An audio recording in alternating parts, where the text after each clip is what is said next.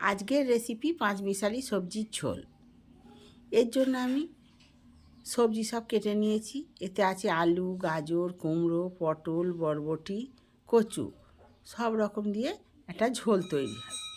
এর জন্য তেলে কালো জিরে, শুকনো লঙ্কা, তেজপাতা ফোড়ন দিয়ে আলু পটলটা দিয়ে সব আনাজগুলো ঢেলে দিলাম।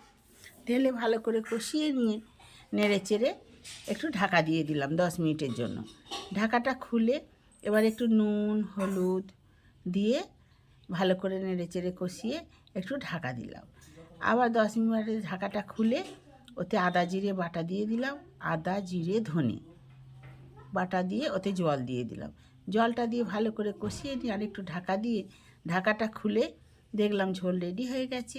এইবার একটু সামান্য পরিমাণ মতো একটু চিনি দিলাম, দিয়ে নাবিয়ে নিলি আমাদের পাঁচমিশালি সবজির ঝোল রেডি। এইভাবে করে দেখবেন দুর্দান্ত লাগবে।